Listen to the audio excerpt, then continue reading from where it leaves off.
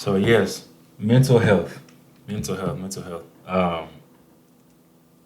Especially during this time, I feel like there's already a stigma towards mental health. I think we're kind of breaking it. At least our generation I is think For we sure. breaking are. it For for sure. sure. Especially in the black community, but it's still a topic that some people try to avoid, but it's also a topic that we really need to talk about. And today we want to focus in on um, a condition that's is specific to this time of year. Yeah. Some people know it as seasonal depression. I think the official name is seasonal affective disorder. Sad. Yes, which is crazy that's. Yeah.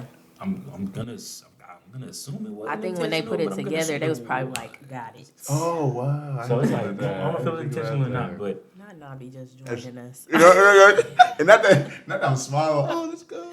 man, go ahead. Can't help Hey, it. no, welcome. Welcome. But yeah, seasonal affective disorder. And it's a form of depression, according to psychiatryonline.org. It's a form of depression that follows the seasons, right? Usually it starts in the fall, maybe early winter if some people are lucky. And then it usually leaves about springtime, and sometimes it doesn't even leave until summer. Yes. So yeah, Yeah. we're seeing that there's different ones. And so you got symptoms like fatigue, just like a drop in energy level, Oversleeping. lethargy, oversleeping, just not wanting to do anything, irritability. Oh, just, for sure.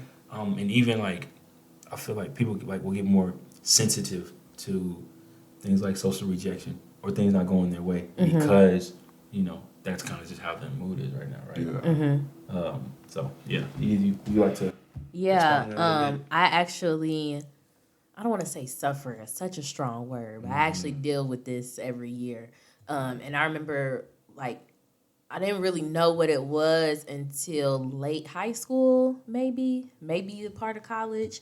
And I remember talking to my mom one day, and I was just like, it was the winter time, and I was telling her, I was just like, I can't get out of the bed, like, I don't feel like doing anything. And if you know me, that's kind of not really abnormal because I don't ever want to do nothing. But at this point, I was like, no, this is different. Like, I physically can't even pick myself up to do anything. And I remember her telling me, she was like, you might have seasonal affective disorder.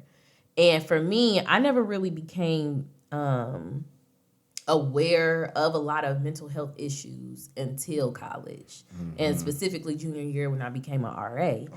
Okay. But it was more so to help the students, Yeah, not exactly. for Yeah, ourselves. yes. And even then, seasonal affective disorder on the list of things Right. to look out for Okay. was not one of them. Yes. So I remember her telling me about it, and I was just like, what does that mean? And she was like, you might have an emotional attachment to light and things of that nature. And now that it's wintertime, it's cold, it's gray, your mood is going down and things of that nature. Melatonin's not producing. Exactly. So I started to look more into it and started to see that it's actually a real thing and that a lot of people suffer from it.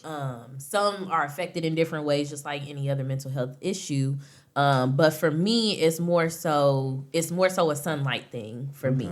So I don't feel productive if there's no sun.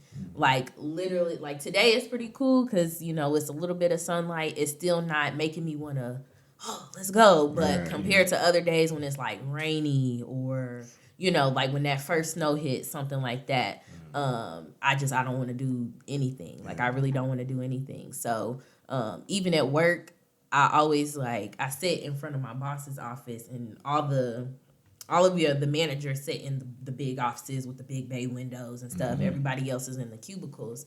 And we were rearranging things, and I told my boss, I was like, please do not move me, because if you move me, I already don't be trying to work like it is. So, but if you move me, I'm really not gonna get anything done. Yeah. So, and she didn't realize how much she would just see my head pop up every now and again. She was like, what are you doing?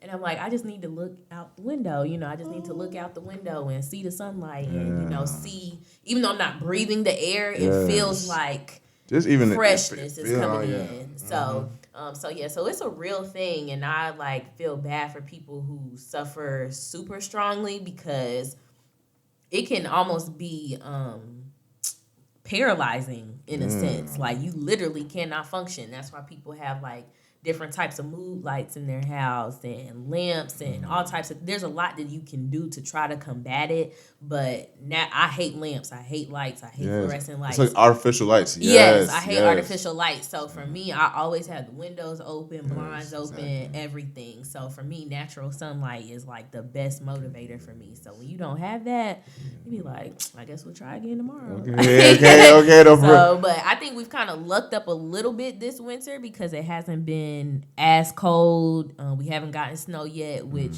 is also concerning because global warming. But, it's kind of like which side of the coin are you going to look at? So I think we've kind of lucked up a little bit thus far. But on the years where like the snows have been really horrible, and especially now with quarantine too, I wonder if there's any studies on how quarantine adds to that when you're trapped. Because at least you could kind of try to leave, walk around, get some fresh air, or go somewhere. Now, like if you got to be inside and it's dark outside, just throw the whole day away. I mean, especially like imagine like if you're quarantined in the basement, you know what I'm saying? Like, that would just be terrible. Even like, I mean, I think that definitely just that's why 2020 was just such a miserable time because people were just locked up in their rooms, you know. And I always do hate artificial light too, even at night. Like I just rather like try to get the last stars, you know, like light or whatever. But you're watching the sun go down like this. But shout out to your mom though, because like, you know, that's not very common for other people to be like some parents say like, oh, let's check. They be like, hey, you better, you know, strong that thing out, get it together, you know. But your mom like checking that out, like that's definitely dope. My mom. She's been in like the medical field for like ever, and I swear I'm like I don't know how you have not become a doctor or anything yet. She always has an answer, but I think as I got older, I think when I was little, she didn't take me seriously. I was definitely a hypochondriac as a kid, but as I got older and I could actually tell the difference between different types of pain, different types of emotions. She could clearly hear me express how I was feeling. Yes. That's when she started, okay, let me break this down, what this is. Okay. So I definitely appreciate her for that because I'd probably be walking around like, I don't know what's going on. Breaking it down like a G. No pun intended. People even like leave they'll move. Like I know people who like, they were living here and it got so bad that they moved to like California, Florida, Texas to avoid seasons. Yeah. So that now that isn't even an issue for them anymore because that's really good.